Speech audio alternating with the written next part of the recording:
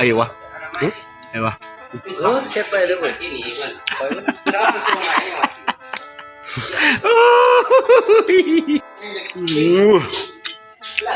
จะหมอตัวมีตัวกระขังเนาะก้องแตะว่ะมีตัวกระขังขยุมมีพอดีสวยพอดอัดเด้อไปเด้ออัดกลับไปตัวนี้ผมต้องไปหาหมออัดกลับไปแพทย์จะปิดให้กูกินก็ตัวขาจุ่มนี่ผมต้องไปหาหมอบ่นี่มึงข้างๆนี่ให้การนี่น้ำเกลือนี่จะน้ำเกลือเข้าไป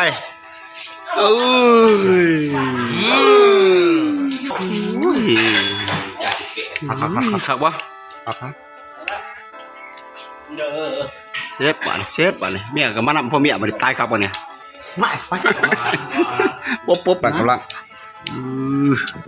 โทรศัพท์มาเด้อสิบอกตำรวจทำไมตำรวจผิดเอาเปิดทะลุเนี่ยตำมาอย่างเงี้ยเปิดพี่น้องจัดไปอีกแล้ว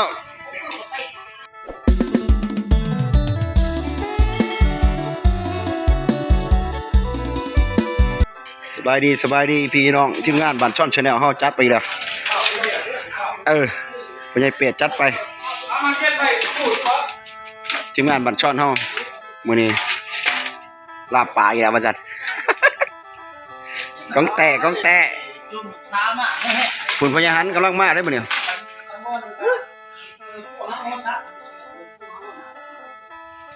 เด้มื้อหน้าใหญ่เพิ่นเฮ็ดอ่ะเด้อพี่น้องเด้อมาเด้อมื้อนี้มาปีจีหนังกรอบ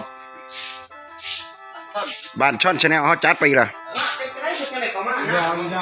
อีกแล้วตื่นพี่น้องตื่นกำลังจะน้อยหนังกรอบแล้วพี่น้องเด้อจะน้อยมีตะของแตะได้วันนี้มีตะของแตะได้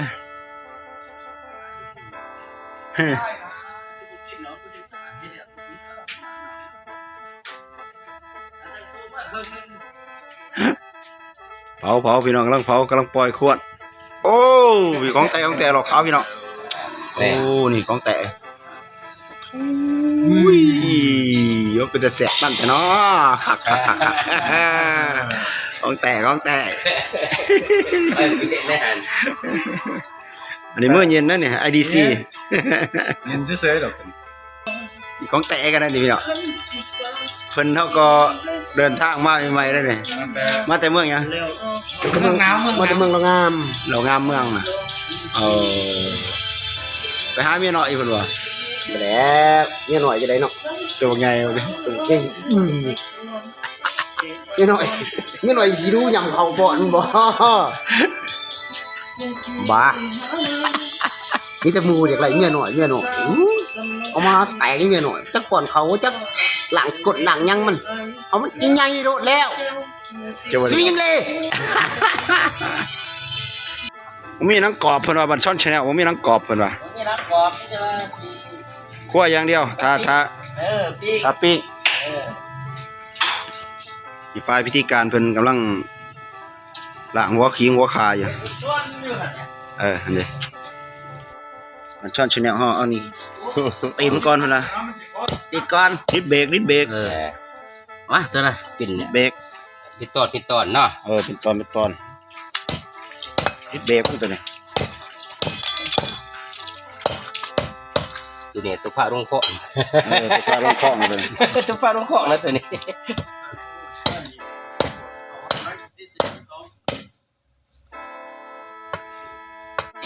ปิ้งดิดเบรก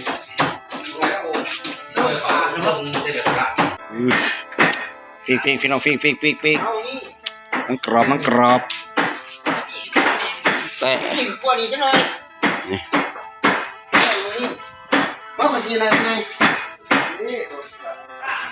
นี่พักกราบแล้วพี่น้องนี่ก็หญ้ายุ่นหอหรือว่าหญ้าเพิ่นเพื่อต้นมาเบียดผักกรำผักชูผักขะแยงครบสุดเด้อผักแตกคักเป็นของแท้ได้เนี่ยเนาะ ครับ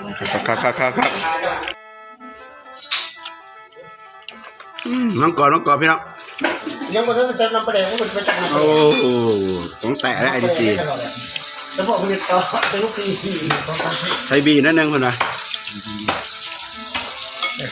บีนั่นอยู่ในสั่งนี่เป็นยังของแตะเนี่ยนี่ดูนะเนี่ยดีวะไปเดี๋ยวเสร็จลวกใส่บีน้ำของแตะโอ้ยหน่อยเดียวเอาแต่เดือดใส่บ่ดิเอาของแตะนี่ลองมือจะลองว่าจะกลืนนี่ของแตะนี่เอาได้ไหมเช้าได้ไหนเอาจะกลืนนี่จะกลืนโอ้ยสมาไตแล้วกินน้ำเอ็นนี่ของแตะละหวานจวยคือกล้วยนี่เลยเอาเฮ็ดไปจัดไปเอาไปยังไปยังจัดไปใช่ไหมเนี่ยโทษครับก่อนเช้าที่ไหนบอกโทษ10 นาทีเอาโทษ10 นาทีจ้าจุโอ้ยของแต่พญายซีตาแว่นนะโอ้ขมคำบ่วันนี้สิเอือบวันนี้เอือบเนาะเป็นเอือบโอ้ยใส่ลายเสียบลายเป็นนอจะมาพีลูกนัวเลยเบิ่งนัวเลยพี่ดับเด้ใส่ลายเสียบลายเลือกไปใช่เนาะบวงกดกำลังจะได้ปุ้งมีธนาขวดแบบเก็บได้เนี่ยขนมเข้มร้อนอะไรดิเอาก่อนที่มันเอาเลยว่าเห็นอ๋อก็รอตามผมไปเลยเพิ่งได้ดีจะจอดเลยให้อ้ายเพิ่งได้ดีร้านมันใหญ่ร้านโว้ยมันคนละตอนโว้ยร้านเคยมันคนละตอนเฮียเยอะไปเขาเถ่าว่ะมันคนละตอนเยอะคนละตอนไหนจะได้คักใส่อีกไม่ยังอะไรวะใส่อีกคนละใส่อีกเอาคักวันซ้อนใส่เดียวเนี่ยวันซ้อนแซ่บแท้เนี่ยวันซ้อนมันจะกินนะ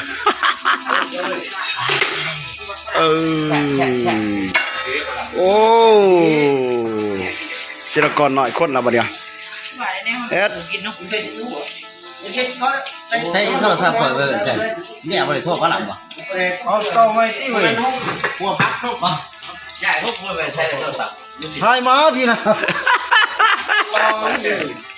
ทายมาก ำลังคนแล้วพี่น้องเด้อเห็ดไปโอ้ยสวบแล้วตัวเนี่ยสวบแล้วเนี่ยนี่โอ้มีกระโหลกเองเอาพิษในมือจะแข็งบวกโอ้คักเลยออกตัวสิเปียกมาเนี่ยพิษเดี๋ยวก่อนคักลายว่าพยานเดี๋ยวไปก็ว่าไปแล้วนี่ตัวนี้สิใส่อบมาเนี่ย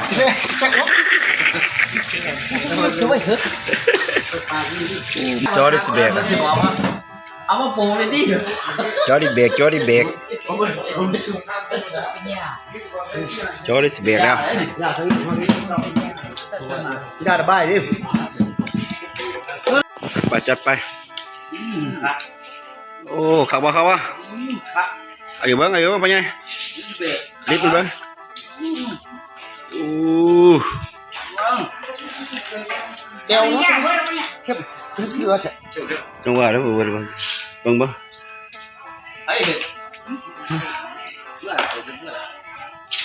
โอ้ย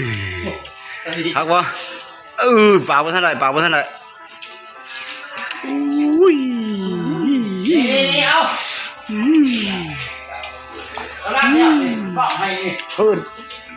ปีนมาบัดนี้ก็เปลี่ยนเท่าสุนัขแหนเท่าสุนัขพอได้แหนเท่าสุนัขในพ่อใหญ่นั่นก็เฮ็ดคือกันนะเอ้าจัดไปแต่กองแตะว่าได้เนี่ย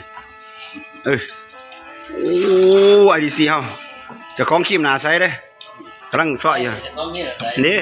ผลิตภัณฑ์ครีมหนาใส สมมติสิโต๊ะ เพิ่นบ่ใช่เพิ่นบ่ใช่เพิ่นบ่ใช่มีแต่ขายอย่างเดียวขายดีหลายเพิ่นว่าขายดีหลายเจ้าของจะบ่ได้ใส่ขายดีหลายเจ้าของจะบ่ได้ใส่ ทุกแล้ว ขายดีหลายเจ้าของจะบ่ได้ใส่นังกรอบแล้วพี่น้องนังกรอบนี่นังกรอบ โอ้ยเขากระแทก ทางลมหลาย นังกรอบจะทางนั้นได้แล้ว จะรถหลับ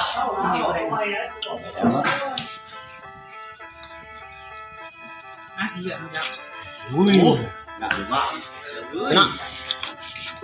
เพื่อนกูสิกินจะบ่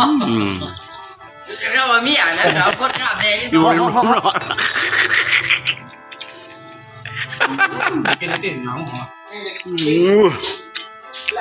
จะหมอตัว มีตัวขังเนาะ ของแตะเลย มีตัวขัง เตะแล้วพี่น้องเด้อเป็นกรอบๆจากกับแจวเบียร์ ป้าเฮ็ดเองกี่ละป้า โอ้แฮนเท้าสนับพร้อมเฮ็ดอ๋อที่ตัวโอ้ยเอากองแตกพี่น้องกองแตก นี่เจ๊กับเท้าสุนัขเฮ็ดไปใหญ่เฮ็ดมีแต่กองแตกไว้ได้นี่แฮนเป็นแฮน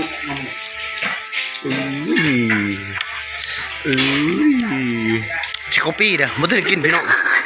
สามกี่การนี่สี่นั่นหมดแฮน ตลาดบ้านเนี่ย ไม่ถึงหน้าบ่เนี่ย จ้ะเอาตัวแล้วตามีเหนียงแฉบไร มากเลยครับ บริกินจะปีเลยเนี่ยเฮ็ดจะเขาปี้เลยเนี่ยเขาปี้อ่ะโอ้จะฆ่าเขาเครื่องไหมเอาเครื่องเก่าโตไหมเนี่ยบริกินเขาให้กินจากช่วงเขาพรรษาไก่น้ำมือให้กินขนมพรรษาเขาให้กินเขาพรรษา3 เดือนเขาให้กินโอ้กันออกพรรษาเนี่ยมัน9 เดือนมันบริกินบอกเครื่องข่อยมันต่างมูแสดงว่าขลับหลายเดือนเนาะ ถ้าล่ะข่อยเบิดแล้วขลับหลาย ขลับหลายเดี๋ยวจะขลับหลาย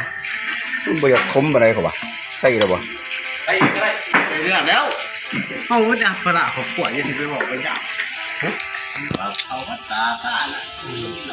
กินให้กินมันเสียจะบอกภาษากูบ่บอกว่าเนี่ยโทษว่าอะไรได้อยู่เจียงเมียทุกข่าวสุนัขเซฟตามหาเนี่ย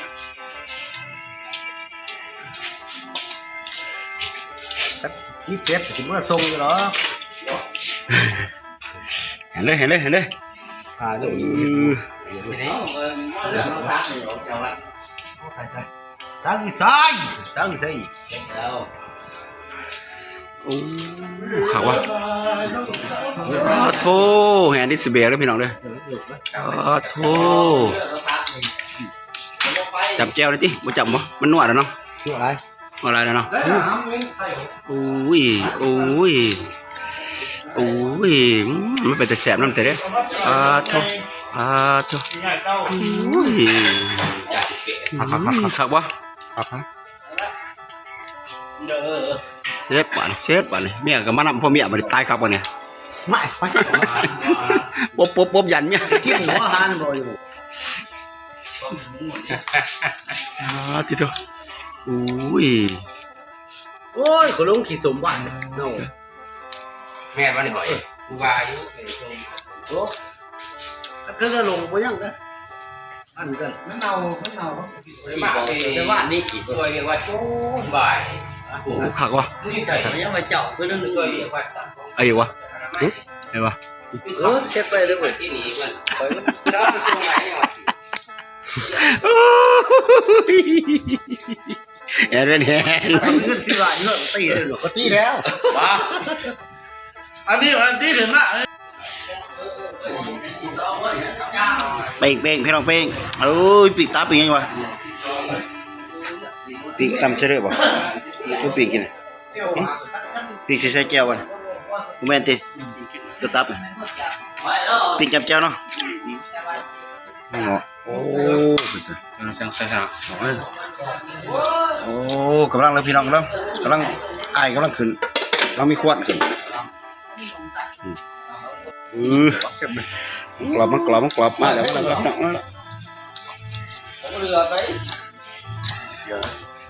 โต๊ะมาโต๊ะอะไรมุกตะกุกจังแก้วอะไรมาโต๊ะพี่โต๊ะมาก็จะนั่งให้เพื่อนเนี่ยโต๊ะมาซับนะนั่งกรอบเป็นมานั่งกรอบเอาวะกรอบพักนี้มอสซีก่อนเห็ดกรอบพักนี้ คักเนาะสิก่อนเห็ดเนาะที่สีมันยังแงนกรอบเลยเจ้าโอ้ยตัวเดียวทางมันฟันกรูก็ได้ตัวพกแท้นี่คนมีกาฟ้ามือนี่ปะโอ้พกแท้เลยทีนี้ก็บ่บังต่อนะเปลี่ยนมาคุยตัวกูนี่ว่าตัวเลยจับไปพญาหันว้าวจะมาเปลี่ยนมาคุยตัวนักกันแหละจัดไปบัดนี้จัดไป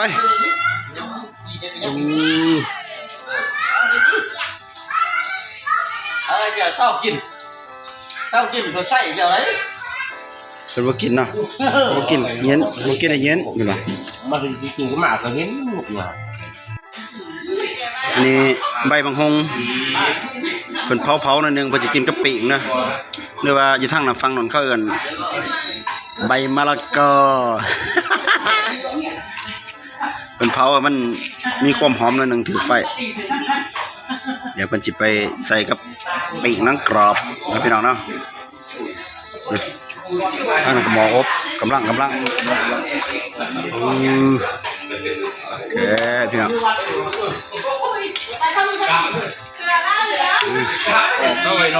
โอ้นะตัวนะ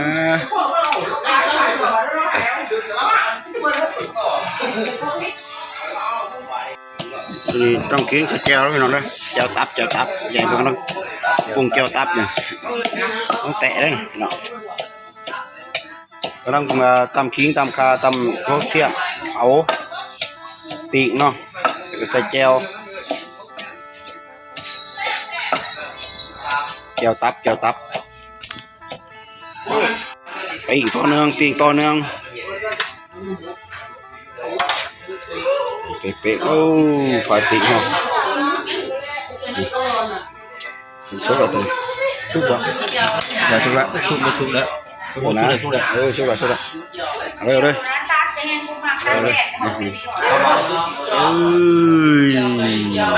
ร้องแต่ตับแก้วตับคนนี้ก็ทำอย่างนี้ดีวะโบซอยจุดนี้น้องตับอย่างแล้วตับแก้ว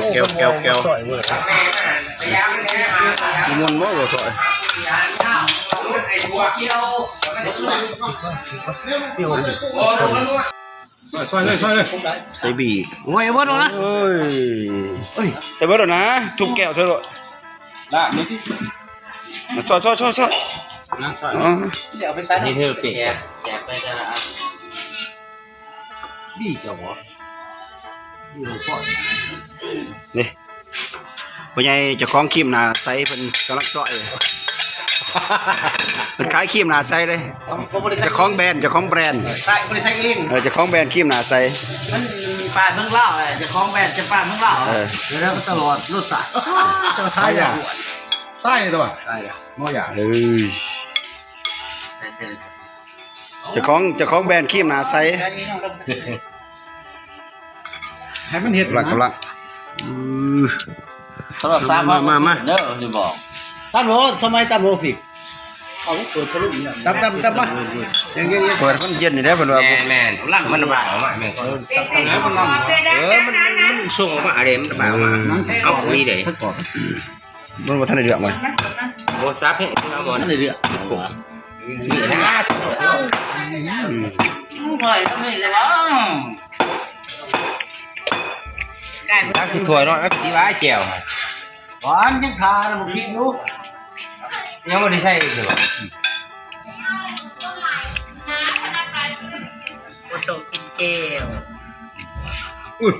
นังหยาบเลย มือหยาบ ใส่บางต่อเลย ไอ้ตัว มาเพ่เพ่ โอ้นี่เลอะ หักเลิกเปล่านะจุ่มมือเอาพริกก่อน ไปเป็นดินทรายทางไรหัวคุมโดนบ่ได้นี่ดีทรายทางเกียร์นักชีวิตมาเสร็จผลเสร็จปั๊บ จัดไปโอ้เฉะ เอาเขามาใส่นี่ดิ ใช่ยังไงไป เด้ไปเลยสั่ง นี่ทานนี่ดิ ยุคตัวจดหมายเลยก็ไปเฉพาะไปเยอะหอกันเนี่ย เลย นี่ตัวดี งานหอ หอเนี่ย เพื่อ ทราบว่า เดี๋ยวก็ไป เขาเต้น หมดทีละ มีปัญญาละพัดมั้ง ยินดีที่ คุณยาเพื่อนงานหอนี่น้อยเพื่อนอีกนะน้อยละ เอาต้นมาไทยปฏิ โอ้ กบไผ่ลงสุนัข บ้านจ้ะ เอาไปดีคนเด้อ มีก้อนคุณนะ เอาไปดีคนเด้อ อ๋อสุดบ้านบ้านแดง นี่ ของแท้เนี่ย ต้องแทะโอ้ยใช้เขาบัดนี้มา มึงเนี่ย โอ้บัก40 ดีกรี นี่เตตนุสดิ เอาขาบานเฮาเลยพี่น้อง เตตนุสยัง ต้องแต่ กินไปกันน้องไปกินกันกินไปลูกไปบุ้งก่อน แต่นะนี่ใบบุ้งนี่ใบบุ้ เมีย ง โดดตะปูเอาเมียมาได้กระยาโดดจะโดด ใบบุ้งแน่ใส่ เดี๋ยวตาย แน่ โอ้โหแล้ว หยาหอหยายุ่นหอหยาเพิ่นบ่หยายุ่นหอในบ้านเฮาเออ ผู้เสือเนี่ยพัดใบสาบเสือ ใบสาบเสือ เขาบอกเอา ทั้งฝั่งนู้นเขาเอิ้นใบสาบเสือบ่ ไปสาบเชื้อหยาหอหอ หยายุ่นหอ ไปสาบเชื้อ เฮ็ด นี่ก็จะอธิบายนี่ อธิบายสรรพคุณ แล้วพูดมันนี่เลือดออกไหลตั้มใจเขากินกันไหมกินกันโน่เลือดมันจะออกมาพันคนรับก็ได้บ่ออกเลย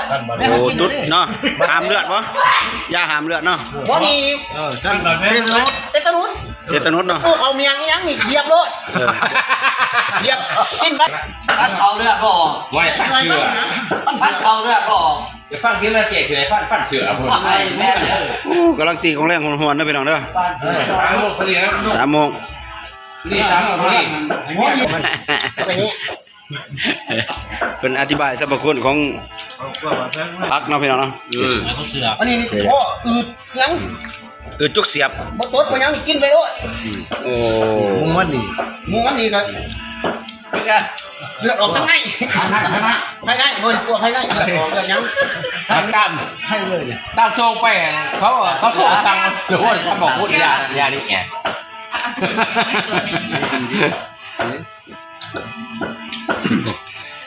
จัดไปพี่น้องจัดไป ใช่ว่าไหนเงินได้ไรเอาใหญ่สุดนะจานยังไงเจ้าหาลูกศิษย์ คัก ตัวเส้นหา เป็นกงมา ต้องใส่เบิ้งจะบาดเบิ้ง เดี๋ยวกินไปโลด เดี๋ยวคุณเป็นมือกอง กูเลยอย่างมอดีกูก็มันนี่เนี่ยมัน ใส่มันพี่น้องใส่ยิงท่องใช่ พี่เคยเห็นแต่หมอเดียว แตะมันเนาะ จังหวัดมาเลือดเจ้า ปีเห็นแต่ลูกตะเรือ เมื่อสิ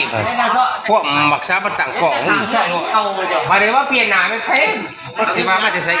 มือซอยพี่น้องพี่ซอย อะไรกันเดี๋ยว มือซอย เอาเจ้าหรอ จะคล้องครีมหน้าใส่มือซอยผลิตคักไหนจวดเลย นี่ใช้หยาเลยเนาะ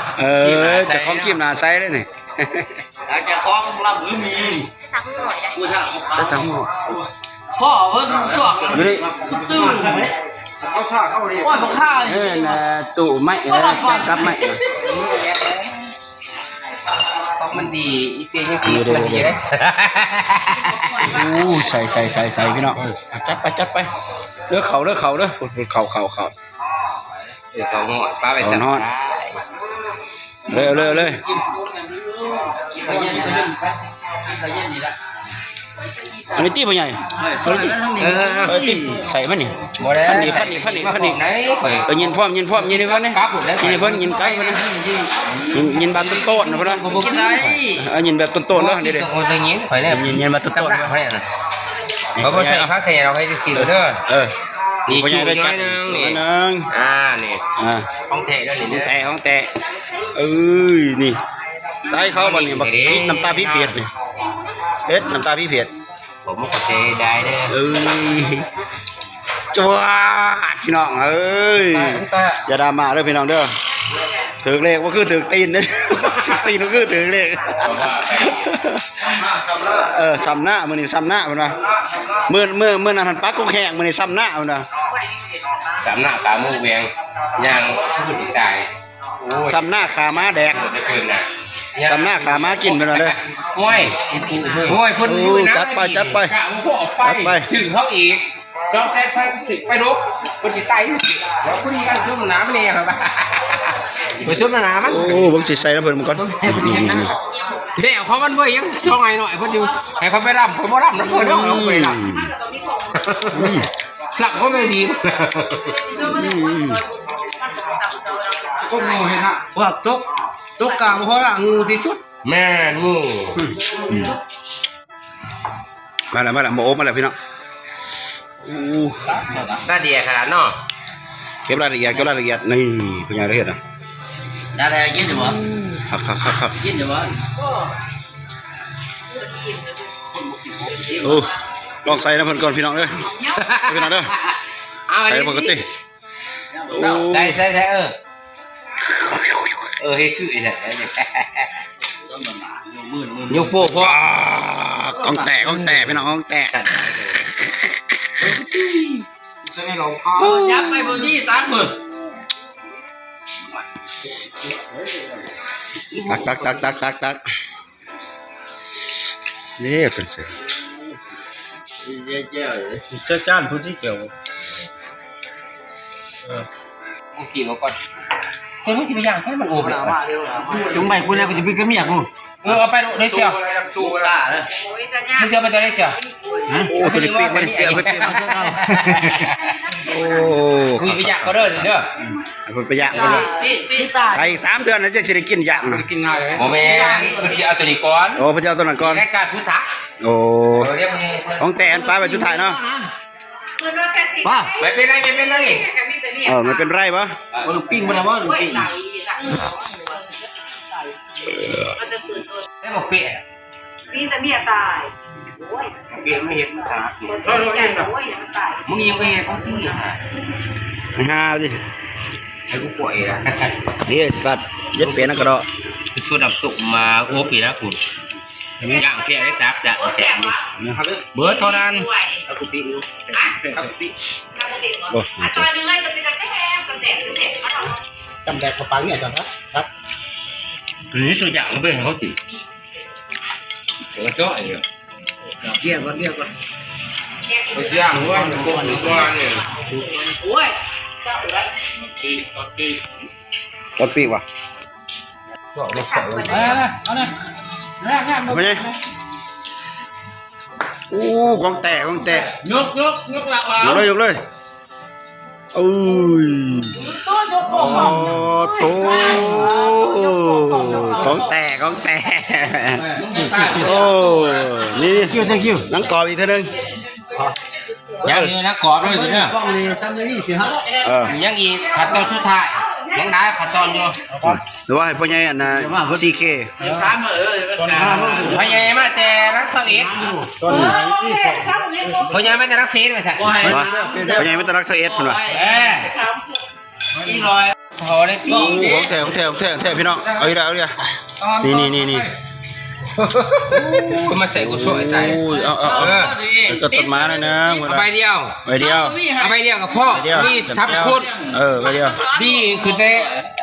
ไข่ยุ่งเจ็บท้องเจ็บใส่แก้ปวดล้างกวาดแอวเจ็บหัวเจ็บหางดีเบิร์ดนี่นี่ตัวนี้ตัวจับนี่ตัวนี้มาใส่คักนี่ไข่ยุ่งมีพอดี สวยพอด เด้อไปเด้อ อัดกลับไป ตัวนี้มึงต้องไปหาหมออัดกลับไป แทบจะปิดให้กูกินก็ตัวขาดตัว นี่มึงต้องไปหาหมอไป เฮ้ยนี่ก็ นี่มึงข้างๆนี่ให้การนี่น้ำเกลือนี่ จะนำเกลือเข้าไปแซ่บว่าพ่อใหญ่เขาแก่เนาะ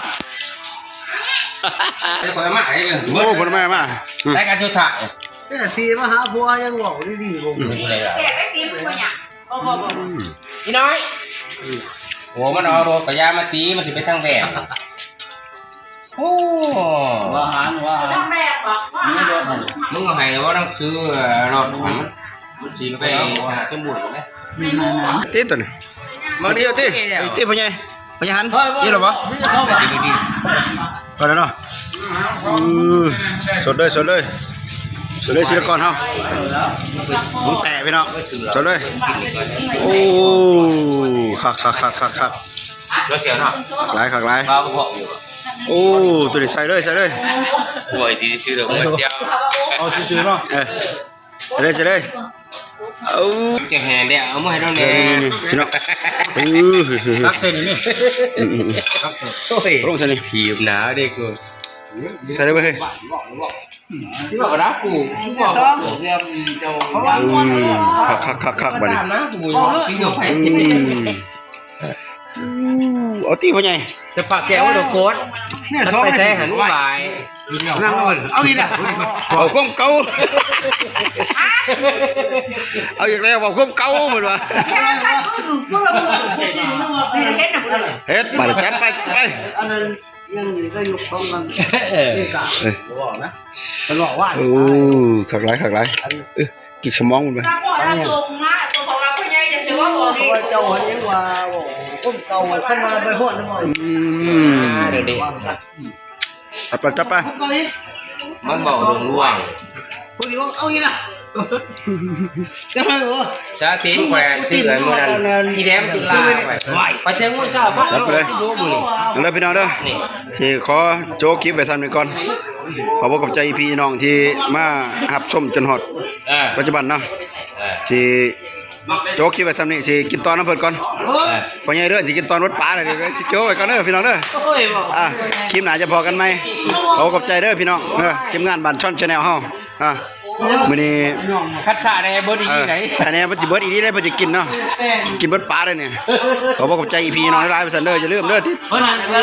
ถ้าใหญ่แล้วตาย แต่ก็ว่าก ดแชร์กดไลค์กดคอมเมนต์เด้อในเด้อพี่น้องเด้อโอเค จุ๊บเพียงเท่านี้ จบคลิปไปเพียงสำนีก่อนเพิ่นว่า ถ้าโจ๊กของกินเบิร์ดปลาดิ แหน่ไปกินรถปลาเลยเด้อพี่น้องเด้อเอาโอเคจ้าขอบใจ นาน